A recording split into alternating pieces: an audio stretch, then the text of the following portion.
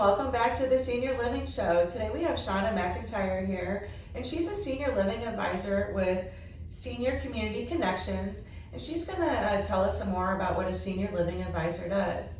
Thank you for Shona for being here with us today. Thank you. Thanks for having me. You're welcome. And can you please tell us what a senior care advisor does? Yes, so a senior care advisor is I'm a social worker and a certified dementia practitioner. So what I do is I work with seniors and their families when they are ready to transition from home into a community.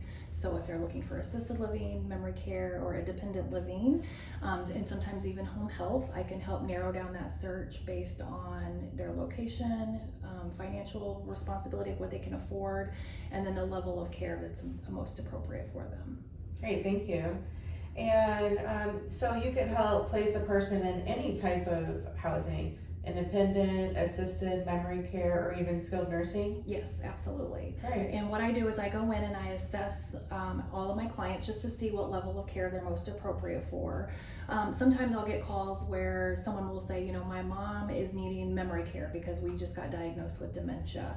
And that's not always the case, because just because you have a dementia diagnosis doesn't necessarily mean you have to be in a memory care. So as long as you're not an elopement risk and you can safely be in a community without wandering away, then most communities will allow you to be in their assisted living or even independent living, and it's a much cheaper financial option versus just going straight to memory care. Mm-hmm. So you use the term elopement risk. Yes. Is that when they go and get married and don't tell anyone about it? I wish, yes. So an elopement risk, that's a term that gets thrown out a lot in our industry, but basically what an elopement risk is when a senior is cognitively to the point to where they're so confused that they would wander out their own home or the front door of a community, and they probably wouldn't be able to make it back. They're either getting in their car and they're driving around and they're getting lost, or they decide, I'm going to go see my mom down the street, and they forgot that their mom had passed away 20 years ago, and they're so cognitively confused that they're going out that front door and taking a walk maybe in 20-degree weather without a coat. So communities will have a secure memory care to prevent the elopement so they can be in a secure environment safely. Yeah, that's important to keep our loved ones safe. It is very, very important. And do you charge your clients for your services? No, my services are 100% free. And basically how that works is my clients are the senior and their family. But when they are ready to make the move into a community, if and when they do, then I get a percentage of the first month's rent from the community. So it's a win-win for everybody, because my best interest is with the clients and the future resident and finding the right fit. Mm-hmm. The community will get a new resident, and then I get to do what I love, is serving seniors and helping them find the best options for them. Great, thank you. And that's really important.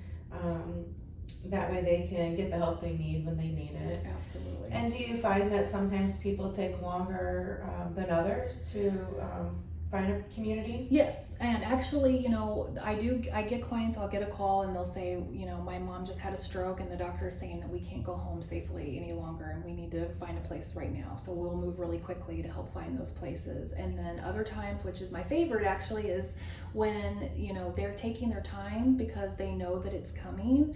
But we can tour different communities and really sit down and think about our options, because you really don't want to be making these types of decisions under duress. I've had clients who they knew that maybe it was coming, but they just put it off, and then a major fall happened or a major incident to where that doctor is now recommending no more being home independent.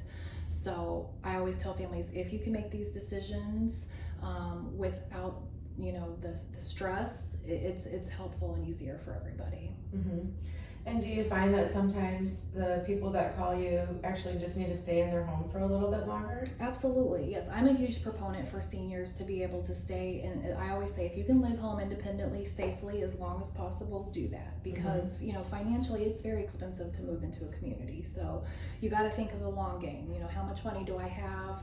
How long is it going to last me? So when I'm talking to families, that's another big topic that we think about is, financially, how much money is there available if they can stay home independently with maybe some home health or senior helpers coming in to help with their activities of daily living. Then that will prevent them from having to spend that money as quickly. Right.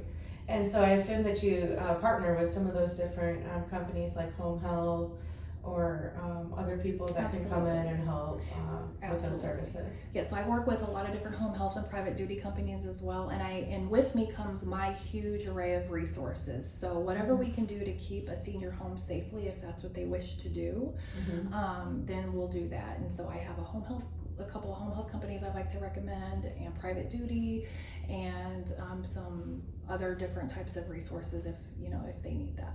Great, thank you. And what are some common questions that you're most asked by seniors? I think the biggest question I get asked is, when is it time for me to have the talk with my mom or dad, or when is it time to make the move? So there's usually 4 key factors that I talk to families about when, this is what to kind of keep in mind when you think maybe it's time to start really making a move into a community. And the number 1 factor I would say is medication wise. Do they know what they're taking, and do they remember to take the medications? Are you having to physically go into the home and set up the pill vial boxes? And when you're checking up, are you noticing they're missing a couple of doses? Are they overdosing? Forgetting that they took that medication and then taking it again. So those are some key factors to look into. Another one is hygiene. If you're visiting and you're noticing they're still wearing that same outfit that you saw them 2 days ago in, or if they're not showering regularly, or you're noticing a lot of UTIs because maybe they're not keeping themselves as clean, if they're having to wear Depends and things like that to keep themselves clean, and they're not showering regularly, then that can factor into a lot of ongoing health issues as well. And then another factor is meals. Are they eating regularly? Are you noticing, you're having to bring food to them because they're not cooking on their own, or they're not able to cook any longer? Are you getting Meals on Wheels delivered? And then when you do, are they eating those meals?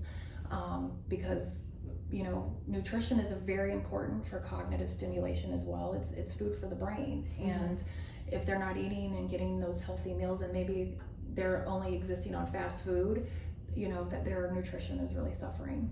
And then I would say cognitively as well. If you're getting a bunch of phone calls every 5 minutes and they forgot that you just had that phone call, they're forgetting to pay bills, they're getting in the vehicle and they're driving and forgetting where they're going, that can get really scary. So that cognitive factor is another big key indicator that it's probably time to start looking to moving into a community instead of living safely at home.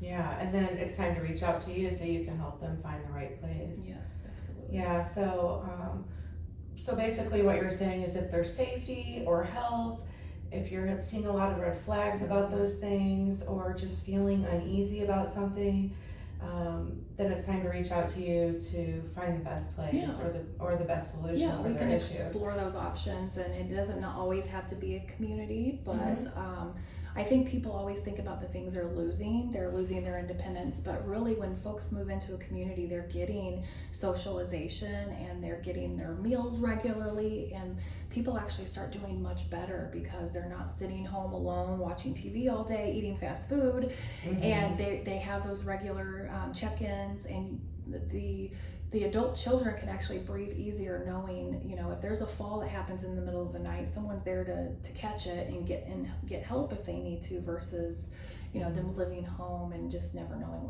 what's gonna happen the next day. Yeah, and you're right, it is best to focus on those positive things that are gonna happen as a move happens.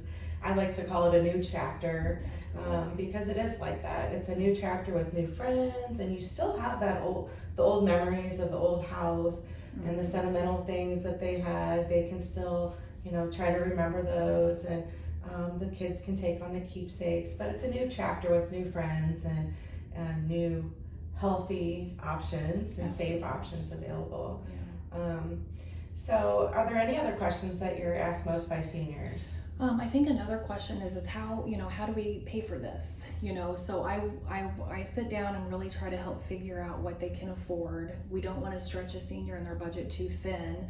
And there's a lot of resources if they're a veteran, if if they were a Mason, and there's a lot of things out there that can help pay for either home health or moving into a community. So I help explore all those options and figure out, what exactly they can pay for.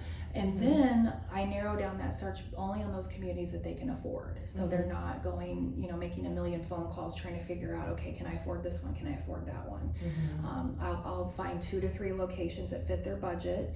And a lot of folks always want to kind of stay in their own backyard, but I have found those little diamonds in the rough, they're actually a lot probably more affordable, depending on what area of town you live in. And if your adult children are willing to drive a little further to come visit you, we can actually find a much more affordable place within your budget that isn't necessarily just in your backyard.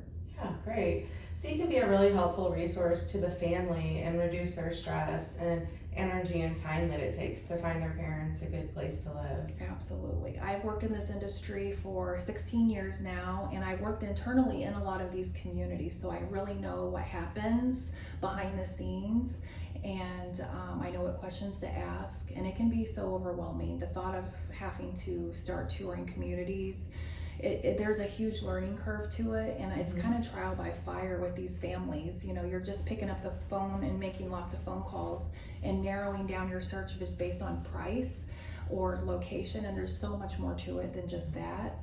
So my goal, because I know all of these communities very well, I can help narrow down that search just based on a few key questions. Yeah, that's great.